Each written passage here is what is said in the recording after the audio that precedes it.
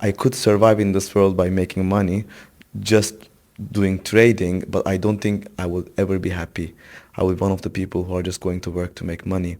Whereas I am going every day to work as if I'm going to vacation. So that's why people, when they ask me, but you need to manage like work-life balance. And I said, no, but I don't believe in that because my work is also my personal life. Amazing. Because I love what I do. So every day I wake up and I say, no, I'm excited to start working because I don't see it as a work, as a bad thing, but as part of my life.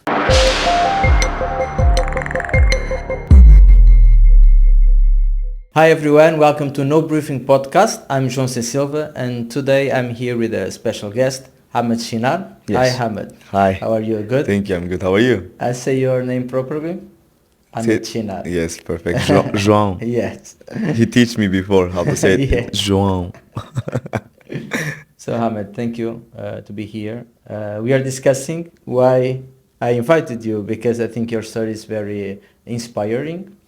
You are a philanthropist, you are an entrepreneur, you are the carpet man, and you also are an artist. So which role do you think suits the best? I mean, you cannot detach one from the other. I think philanthropy is something I've been involved for the last 2 years because you need to really be established to do that, and you need to be privileged to do so because if you are worried about the business and the money coming in and out and the cash flow, it's not something you can do. So I think I feel privileged enough for the last 2 years to get involved with philanthropy, and through that I met you actually. Yes. Through the philanthropist movement, we met each other actually. The reason we are here today. But I was thinking about just the question you asked, even on the flight to Dubai yesterday, if I inherited a business or started a business that was involving just trading, let's say cotton or any other commodity, it's just trading and it has no art or no feeling in it, could I be able to do that? And I said to myself, maybe I would, but I wouldn't have my soul in it and I wouldn't succeed as much as I've succeeded in art, art involved business, nor would I be happy is the question. Yeah, I could survive in this world by making money just doing trading, but I don't think I will ever be happy. I will be one of the people who are just going to work to make money. Whereas I am going every day to work as if I'm going to vacation. Yes. Someone just asked me yesterday, Ahmed, what did you do last 3 months? I said, I've been to 12 countries, 70% of it for business. He said 30% for vacation. I said, yes. Then I said, sorry, all of it was vacation. He said, why? I said, I didn't feel like I was working. Yeah. Because if it is art, imagine you're an artist. Every morning you wake up to create something new. How would you not see it as vacation? This is where you become yourself. You create. Without creating, you are dry. You dry out. I totally understand. This is what happened to me as well. So that's why people, when they ask me, but you need to manage like work-life balance. And I said, no, but I don't believe in that because my work is also my personal life. Amazing. Because I love what I do. So every day I wake up and I say, no, I'm excited to start working because I don't see it as a work, as a bad thing, but as part of my life. So I have the same feeling. I don't say like holidays, but I feel like I'm on a Netflix show. Every day is like a different series, a different episode. That's what I'm feeling every day. Every day you meet someone new in your business. Someone especially, new. yeah. We have different challenges. Everything is so dynamic and different that I have this feeling of I'm living on a Hollywood or Netflix show. And how do you combine all of these roles? For that, I will invite you to share your day in your life. What you do one day in your life? When I wake up, which is usually around 8 o'clock latest or 8:30 during the winter time. During summertime, 9:30. It's just I do half a days in Dubai during summertime. Can't survive more than that.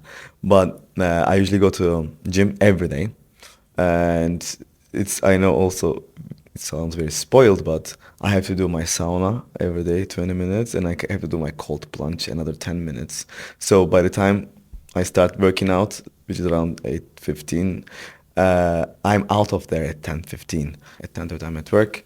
I make sure I give the tasks if there are any tasks to be given to other people. But I'm more individuals in that sense. My sister always makes fun of me in that regard. That even though we have a lot of staff, end up doing everything myself. So if there is any work to be delegated, which I'm very bad at to delegate, I delegate. If not, I start putting the tasks in order, and I put a classical music on. I put Okay. my candle lights in my room, and it's surrounded by artworks. You have to come to my office one day. Yes, for There sure. is lithography of Dali and other artists around me, all signed by them. Many important artists, artworks there. So looking at those artworks, your candlelight on, classical music is playing, then I'm on the roll. When I have all these three, my Chinese pu'er tea on the side, then I start rolling. And lunchtime, as you know, Al Cycle is great. I'm around, located there. It's surrounded by art. I go to Al Cycle. So, and usually with a friend who comes to visit me. And while going through the food and beverage stuff in Al Cycle, you go through the galleries. Galleries, So yes, it's the so art, inspiring to me, yes. really so inspiring. I come back, and usually, as I also know in your case, it's the same. 90% of the nights I'm invited to somewhere.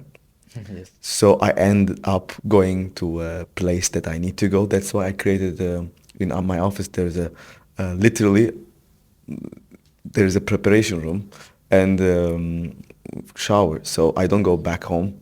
I have my wardrobe, everything there, because it's summer also, Yes, especially yes, now. yes. I freshen up, I dress up in my office, and I leave directly from my office to the 2, 3 events that's happening that night. I love socializing. I love going Yes, out. me too. That's why I see you a lot outside also. Yes. So, does it sound like working? No. No, obviously not. So, are you a rituals guy? You Yeah. like rituals? You Mm, like organization? Do you like totally. predictable things? Yeah. But I on am. the other end, you are very risky as well, and you go with your gut, with your intuition, right? Yes, but they can go hand in hand. You think they can go hand in I hand? think they can go hand in hand. Rituals is like exactly what I told you. I need to have my Chinese tea every morning, and I have my candlelight and classical music is playing. That's my ritual, right? And also the sport. And by the way, I'm hyperactive. So if I don't do my sport 1 or 2 hours, that energy cannot, that energy that is captivated within me cannot allow me to work and sit at a table. So that's why I need to really do my things. Yeah. That's ritual. I need to Yes. run, I need to go to gym, I need to do my sauna, and that I can have my energy, the calm energy to sit down. Yes. So that's the ritual part. But once I'm sitting, then that's the part that the gut feelings you can hear better because you're not nervous anymore, you're not anxious anymore, you're more calm. So then you start hearing your gut feelings. You start noticing those feelings. That's why it goes hand in hand, I think. Yeah, I'm very similar to you because actually I used to have high blood pressure because a lot of adrenaline running through my veins. And start, I go to the gym every like 5 times a week. I stopped the medicine. I could manage my blood pressure. This is Right? yes, it's the And same are you doing thing. also the sauna and cold No, plunge? no, no. Just to like I cannot do sauna. I'm feeling bad, you know. Okay, cold plunge, hot Cold plunge. plunge. I need to try. I never tried to be honest. Come with me one time. Yes, let's I'll get go you day pass at together. my place. We go. Yes, It's for such an sure. experience. You feel like you're enlightened, and you feel like you know the movie Lucy. Like your eyes open up. You're like you feel like 10 times smarter than you're Yes. actually because it's the way your blood works is incredible. When you cool it down, literally you see things more clearly.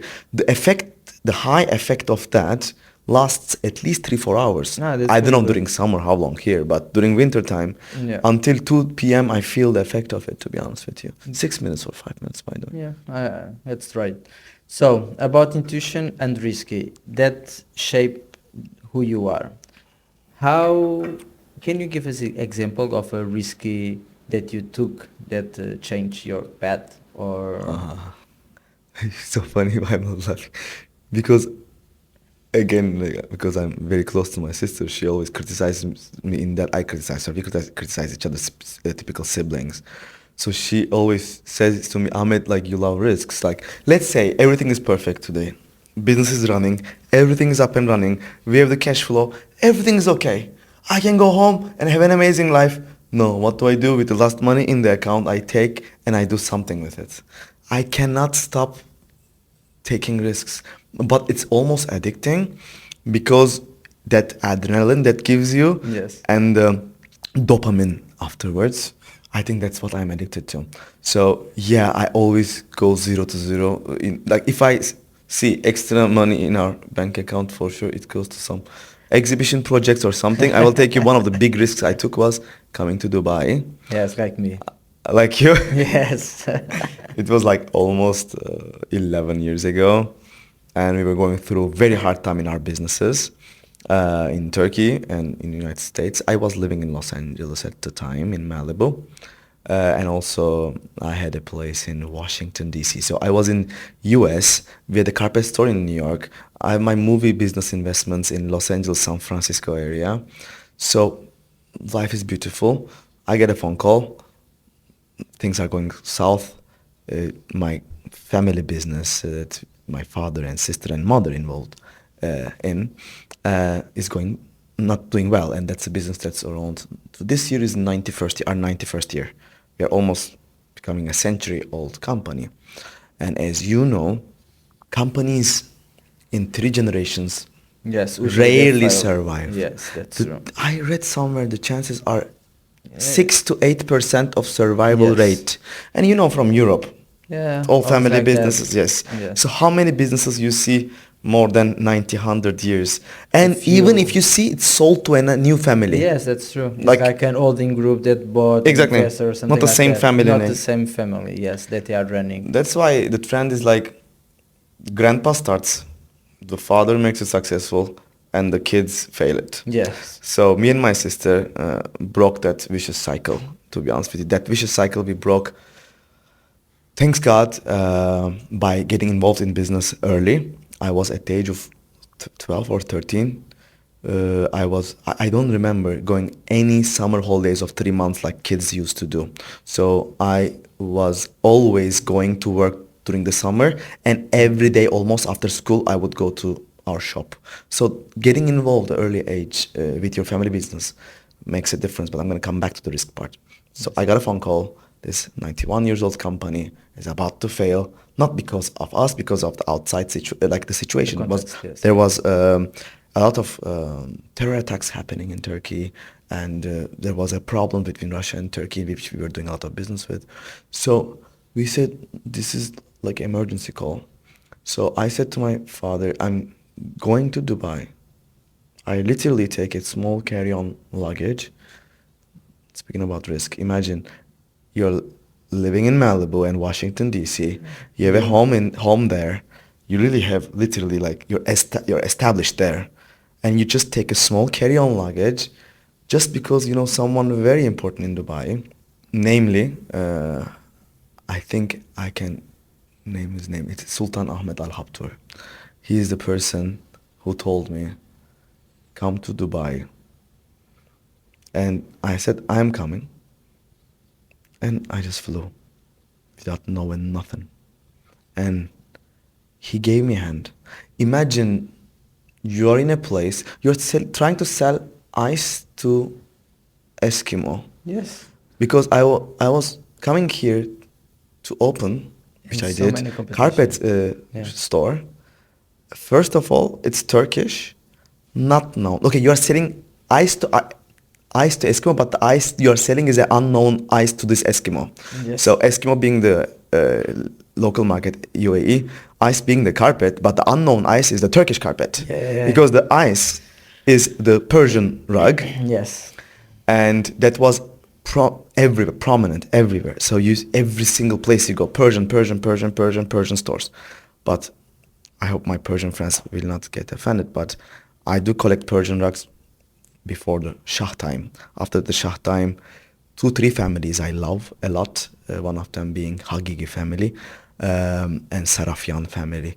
Other than those 2 families, and other 2 families exist, actually, Amiri. More than 4 I cannot count. I do not collect Persian rugs because they're all similar to each other and there's no creativity. So I saw that. I saw That space. the in loophole, market. that space is that they're all looking similar. I have to do something different. So I took a risk of opening a Turkish carpet store in Dubai where there's everywhere Persian rugs, and no one knows what is Turkish rug even. Even though the opposite is the case in Europe, everyone knows on Turkish rugs. It's geography. Yeah, of course. Your opposite side is Iran, and Europe is connected to Turkey. Yeah, So Turkey, that's Iran. Yeah. exactly Even no. Turkey is part of Europe as well. Exactly, Istanbul is Yes. exactly Europe, and we have also Middle East. we are represented in European Commission and European Yeah. Council, and also we have what you call border agreement, the customs agreement with Europe. So without Yes. customs, we can send. So what happened is, not only that. So that's not the only challenge, Jean. The other challenge is we are selling almost 2 to 3, sometimes 4 times the price Persians are selling. Our rug prices are quite higher than the Persians. It's collectibles. So imagine you're telling them, I will sell you something different than you know, something totally you didn't hear, and it's more expensive. So it's how much times harder what you're doing. But I said, no, no, we can do it. At the first 6 months, I was almost in depression because, of course, it wasn't easy. And then- 11 years ago, Dubai is very different. True. True. More conservative, right? And there is not much international market, meaning Yes. yes, there's expats, but there's not much tourism and incoming. Like today, our tourism numbers are exceeding 30 million, I think. Yeah, right? yeah, yeah. At that time, I don't know, it was 15 million maybe. So yeah, I started as a small business. Literally, actually, you will not believe, I didn't have enough money to open a store. I did something different. Oh my God, it was so tired, John. I found one small warehouse. I was paying like $3,000, $4,000 a month. Imagine, you cannot open a business for $3,000 a month cost. So I have no Yes. employees. I have one driver, one car, and the driver is also my handyman. Him and me, sometimes I would hire extra labor to help us. So I would have a full warehouse of rugs, but very small. Warehouse as big as this room. And I introduced an idea of let us dress your house. So the idea was I come to your house like a tailor. So I look at the house. With my eyes, I can tell approximately the sizes of the rug that's gonna go there. And to make it look more cool, I would still take no notes. I would just look at the spaces. I would say I'm ready. I'm gonna come within 2 hours, 3 hours. So then I go. After 3 hours, all these rugs would be loaded to a truck and would come to the client's home. And I would make all the rugs that I think is gonna match there. I would choose. And I would place it in the place. For every spot, for every area in the house, I would bring 2, 3 options. This, that, this, that. It's very tiring, but it worked. So from having no store, I was just doing home service. Yeah, it's very, very It's very smart. tiring though. I don't Yes, want to do it's it very again. personalized, Yes, exactly. yeah. It's how I did it. That was the risk, man. That Yeah. was with the last money in our pocket. I You- rented you this bet, yeah, warehouse and did yeah. that. Yeah. And you say that it's not about creating beautiful products, but creating meaning, right? True. What does it mean? How do you create meaning? Yeah. Rugs are also floor coverings. So when you're looking everywhere, a rug also now, right now, is used to cover this floor. I kid you not, if I didn't even show you the floor right now, you've never looked at the floor. If we left this room after 10 minutes, if I asked you if there was a carpet beneath our feet during the podcast, I don't think you would be able to answer that. Mm-hmm.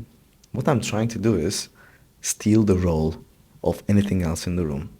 So imagine we are creating a rug that's under your feet.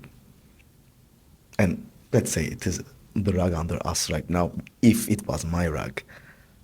You will be so attached to it, you will be so distracted by it that will be the only thing you remember, not the wooden cladding or the lights or the greenery behind you. So my idea is to create something that loud, that important, that's good, that beautiful, that cohesive, that harmonious, that you will only remember that piece or something else. Only that piece plus maybe one more thing in the room. That's the idea. Stealing the role of anything else you see in the room. That's the thing. That's how you create meaning. Yeah. And for that, you use your imagination. Real accent pieces. Yeah. We do not do compatible pieces. We have another collection we introduced for clients who want not loud, but those we don't sign. We don't sign our name. People don't want design, they want very calm, not loud. Yes, we have a line for it. We don't call it Çınar. We introduce a new line called Oda. And for that one, they can afford, it's very affordable, they can have it.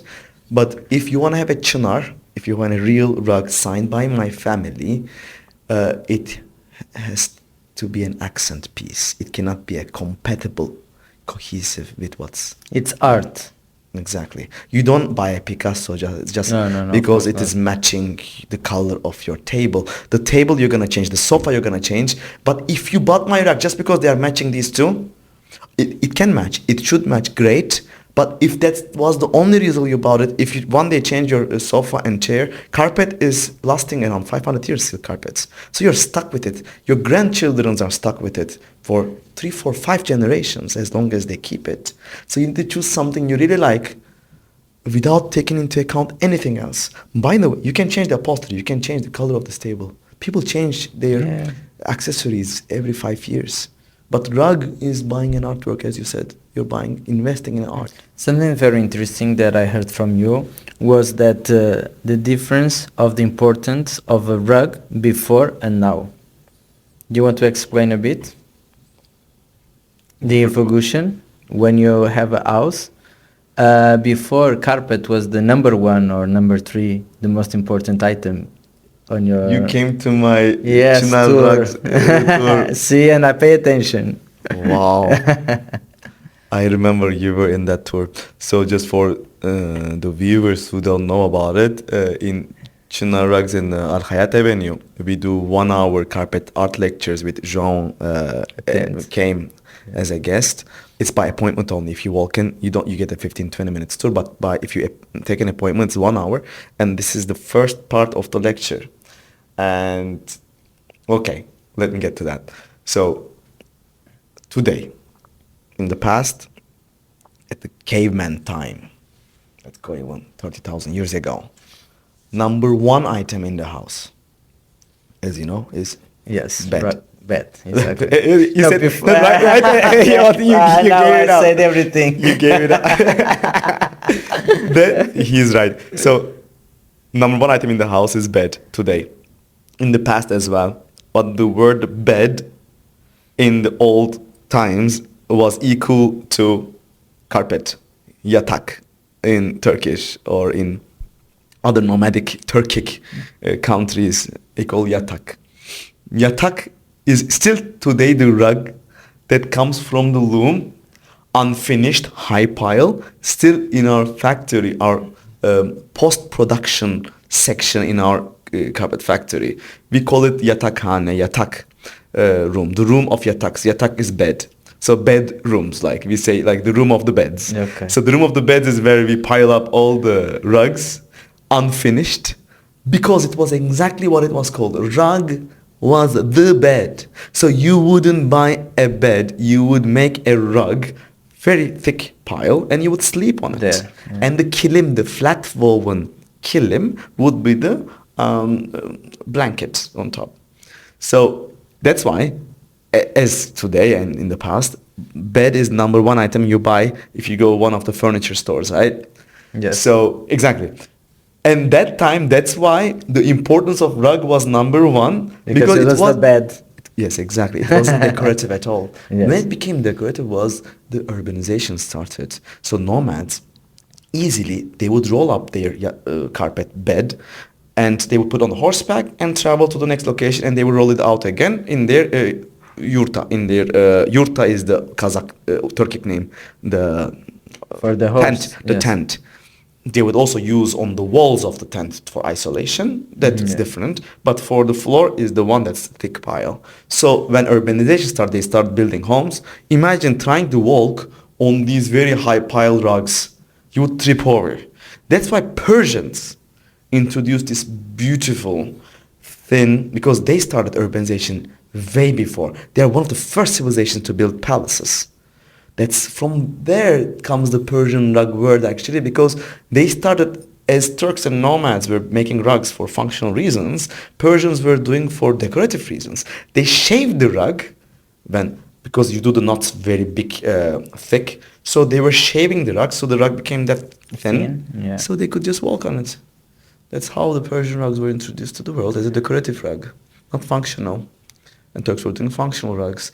When Turks started building palaces, then they got inspired the Persian design. They took the Turkish functionality of Turkish double knots and they made the ultimate rug. The strongest Turkish double knot with the Persian designs inspired, involving both of them together. So it made the Hereke rugs.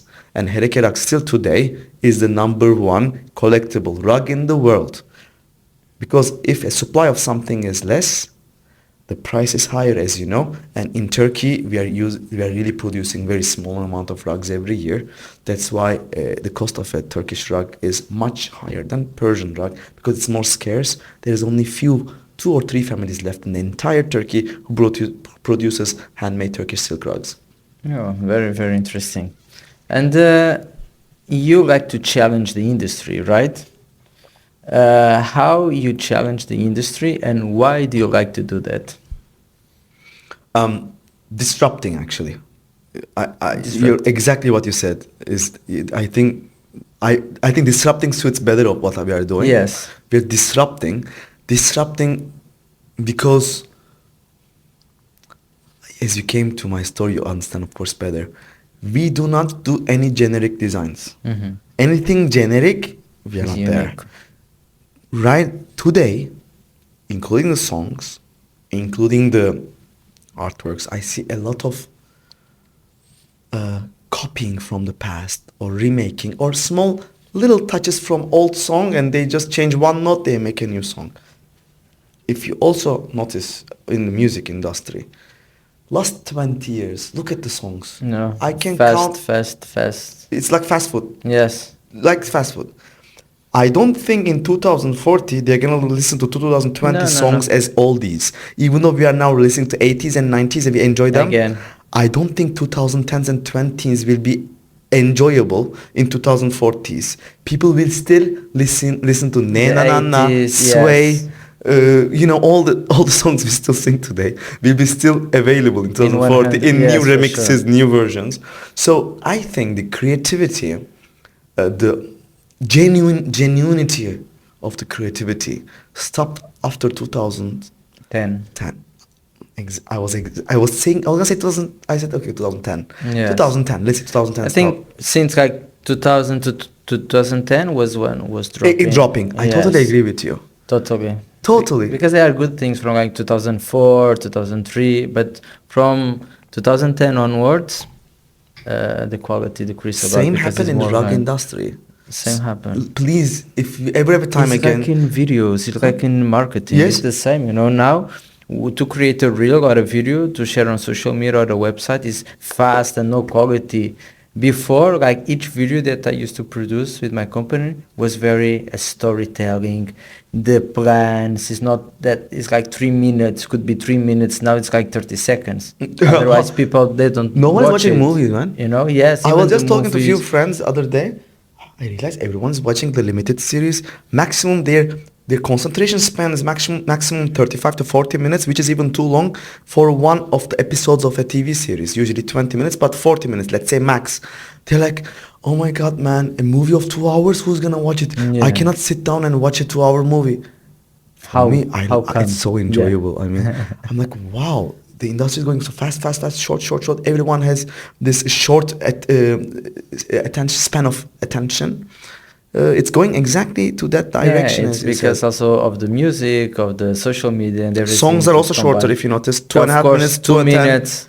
I don't see Before songs was- exceeding 4 minutes anymore. Exactly. No. And even for me, usually it's like 2 minutes, 3 minutes maximum. Exactly. Those commercial pop songs and funk And songs and Instagram everything. created that Yes. culture. Instagram culture.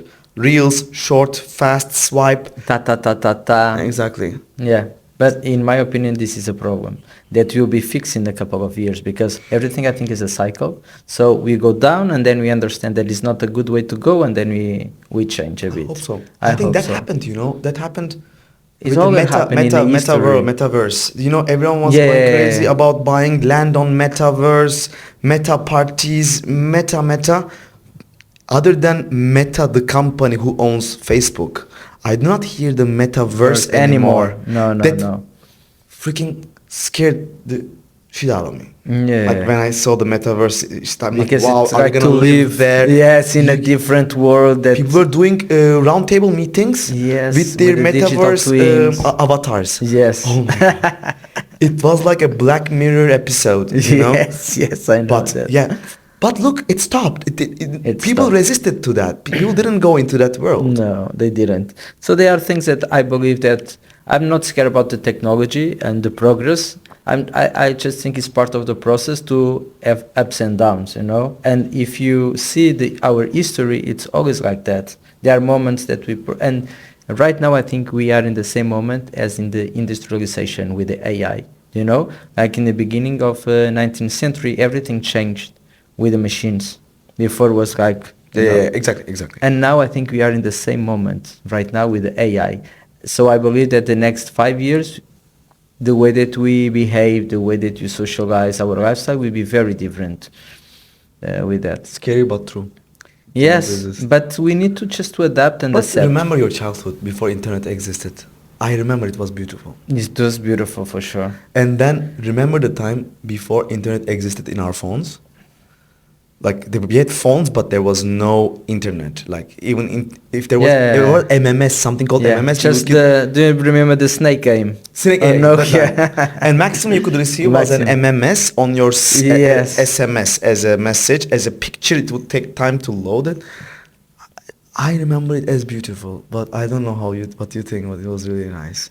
No, it was really nice. I think we are very lucky because we was born before and also we were part of that transition. We've seen both. Yes, so this is good for us. But this is part of our, I believe, mission in this world is like to try to keep this humanizing feeling like in person to our kids as well. Mhm. I think our generation is the best generation to do this transition. Yes, because we've seen both of the worlds. We know both of them. And everything is about education. So we need to educate our sons, our kids, you know. Even I was now in Portugal with my nephew and my niece, and I don't allow them to be on the mobile phone or tablet or watching TV. They need to play, you know. They need to play with each other. We go to the park with the kids, you know. Play But football. you can resist only when you are with them. But they are on their right now as we speak. For sure, they're on their tablets right now. No, but my brother and my sister-in-law, they don't allow They're that. also okay. Good. They good. don't allow that. Because I think this is the part where we can make the difference. Is to show to the kids, not go to the easy part, okay, shut up and just watch cartoons or whatever, but be with them, be present with them, talk to them, play with them, read books with them. I read a book to my nephew every night. Because this is how you can make the difference for them to understand that it's more than just a screen. True, and through that screen, the consumerism behavior is changing. So I see kids mentioning new toys, new names, and from where you heard this? I want this weekend. So those apps and their friends influencing them, saying that they need to have this stupid one toy that does nothing. Yeah. They all go and buy that, so they kind of influence the kids for To buying. buy. But That's what they want. buying is okay, but imagine when we were a kid, we had Play-Dohs, we had toys, Legos, with which we were creating things. So I would how many love to kids do do you that. see today playing with Lego or Play-Doh? Like that, there's games and there are games and there are games. You know, creative games. I'm in for it. Yes. Yeah, but I think it's part of us to help with that. One question about Middle East. Do you find About? Middle East? Middle East, yeah. How is to start a business in the Middle East? What are the difference? Because we have business abroad like US, and what are the biggest difference? And 11 years ago was very different from now. How you see this progress? How you see the business growing? Also for another entrepreneurs. So, great question you asked. I'm gonna give the answer in two parts. Yes. How is the business in Dubai? I can answer. I will tell you why. I've seen also the business in the Middle East through my travels through Middle East. There is Middle East and there is Dubai. Yes, true. I will tell you why. Because of this expat culture, Yes. we have Dubai English. Literally, we have an English that we use in Dubai, and there are Dubai words we use in it. Everyone. So if someone speaks English and they speak some Arabic words in it, but the ones we use in Dubai, I can definitely tell. Even if it's in France, are you from you? You live in UAE? You live in UAE? Yeah. So, because I call Dubai as Grand Bazaar. Grand Bazaar in Turkey, if you have been there. So you have 190 nationalities storming in and out every day. So when someone comes into my store, that's exactly, I will tell my Dubai story, is he Indian? Or is he from Pakistan? Is he from Mexico? Is he from US? Is he from Europe? Dubai taught us all how to treat every single part Culture. of this world culture differently. Yeah, that's true. If it's Asian, Chinese, I take my shoes off before even stepping on the rug in the room. If he's an American, you do a small talk and you get right away into the business. Yes. If he is European, you talk a little bit about art and the culture side of it, and then they are more interested to buy. If he's a local client, he only wants to know the sizes and the colors of the rug, but the story and history part, he doesn't want to hear as long as a European wants to hear. So you have many different clients with many different needs, and you need to talk each one of them in a different way. That's how I'm teaching my staff. Yeah, that's You true. cannot give the same exact tour to every client. And every culture has different attention span. If it's a European client, I spend, like you, 1 hour in explaining the art side of it. If he's an American client, They I don't spend care. less, Yes. 20, 25 minutes. Let's go to the business. If it's part. an Emirati client, he wants to spend more time upstairs in my showroom, as you remember, or at the part where they choose the colors and the size part of it. And drink a coffee. Drink the coffee. Or, You cannot right? make any business with a local without having a coffee together, right? Yes. That's it's similar in my culture in Turkey. Water, coffee, that's a ceremony, like a ritual. We do buhur. We give buhur to our local clients so they enjoy, they sit down. First, as you know, the culture here, when an Emirati friend of mine comes, he comes and first sits down. Yes. Before, and you know, in the lobby of our store, there's a seating area. We cannot start right away the tour and the shop. We first sit. Talk, have a coffee. How's water, everything, tea. Ahmet? Good, brother. Yes. How's everything? How is family? How is Turkey? How is everything going? So then you have the small tongue, at least 10, 15 minutes. Then very Emirati way. He does this when they do this, which means yalla, Yalla, let's start. yeah. Until your guest does this, It's just you continue Oh. having your nice, enjoyable coffee time.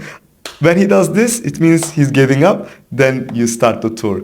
With an American, No. same I They don't tried. even sit. After 2 minutes, literally they drink the espresso standing as a shot. Very, it's a capitalist culture. Like, let's do it. Let's show Yes. me. I don't have time. Even he's my friend. He's like, let me see the drugs, then we talk. Let me see the drugs, then we sit down. First, he wants to do what he came for. Yes. So that's why I had a store in the US and I have businesses in the US. When I go to a business meeting in the US, I first finish the meeting and then we have the small talk afterwards. Maybe maximum 2 minutes of small talk you can do in the beginning, but more than 5 minutes, they are getting anxious. They're like, let's get to the point kind of a thing, Yeah. So Dubai is totally a framework for you to learn about all the It's amazing. cultures. Yes. Imagine for me as well as a communication and marketing agency, how to adapt all the communications and the way to sell to the different cultures and the different communities. Knowing right? that, you can survive in 30, 40 Yes, countries. because you already know them cultural references. Exactly. You already know everything. And how came up the idea to start the Dubai Chess Nights on Tuesdays? Oh, yeah. That's so well known now. Well known, it's very popular. It's incredible because I will just tell you something before I explain that. Just my last 3 months, what happened. 3 months ago, I was in Miami. Someone in W, I can tell exactly, W Hotel, Brickell, I think. W Hotel in Miami. In the pool, someone came to me. He said, Tuesday night in Miami. I'm in shock. And then I'm in Milano again, like 2 months ago, or again, something similar to that.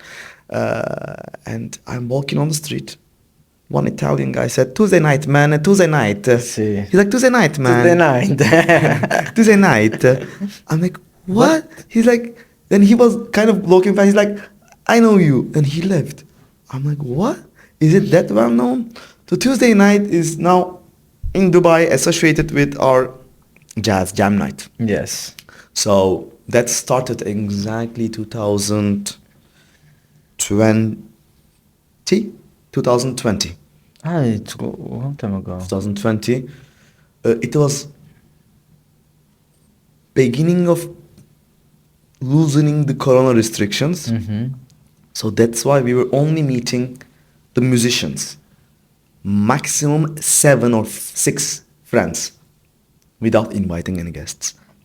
We would sit around in the entrance of my house around my piano, and we would make music because they were the musicians who could not perform anywhere. All the restaurants are closed, as you remember. Yes. Entertainment is not allowed. For a musician, it's death.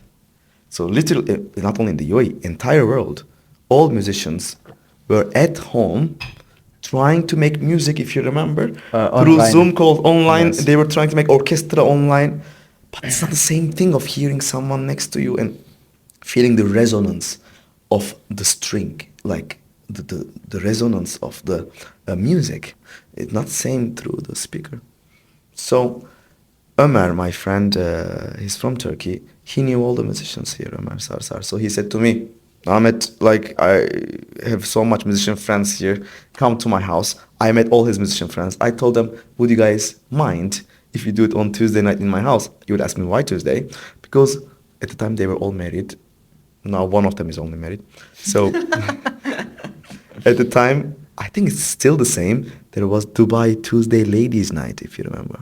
Yeah, they have, yes. Right? It's Tuesday was Wednesday, ladies' night. Yes. So I figured out while talking to them, their wives are going on Tuesday nights together sometimes even, and they were also friends, the wives.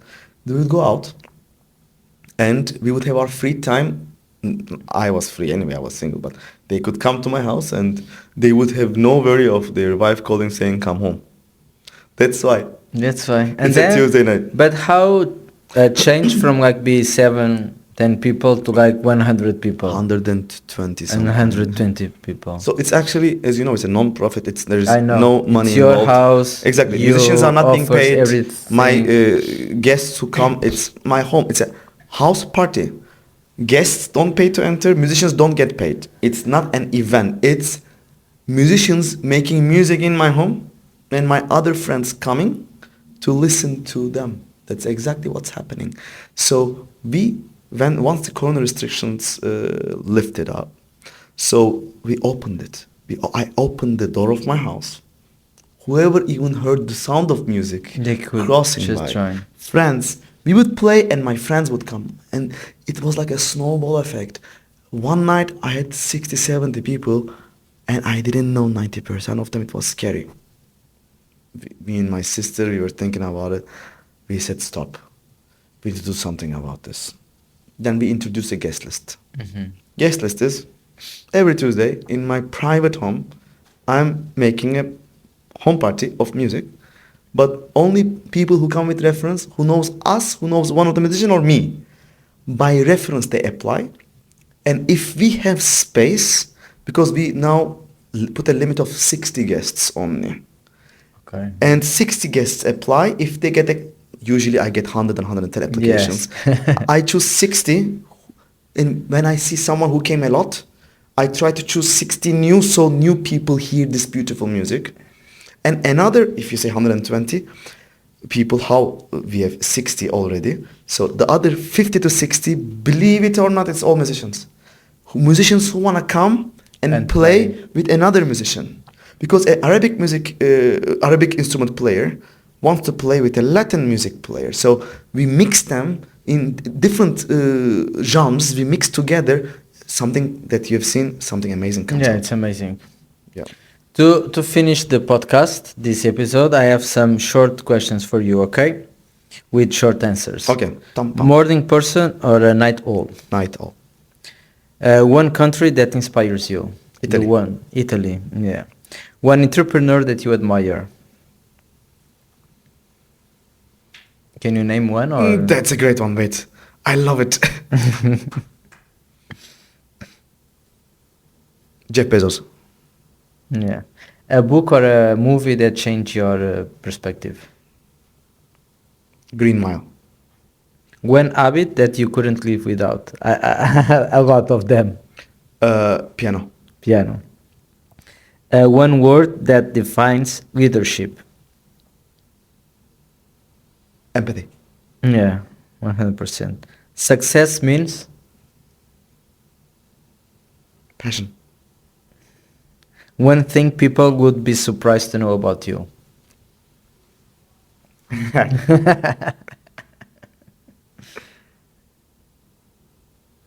I'm a foodie because I don't show it. Yeah, that's So true. when people see me eating food, they're in shock because someone chubby, let's say, can sit next to me and they eat 1/10 of what I eat. The amount of food I can eat is Impressive. immense and it shocks everyone because I don't show it. I love food. And if someone orders like one, I ordered 3 times more. So it's never fair to go sharing meal with me. Everyone's gonna chip in, divided by the person, but I am the one who ate the most. Okay, thank you so much. It was a very pleasure to have you here with us. Thank you so much, everyone. And this is a podcast No Briefing powered by Digital Connection.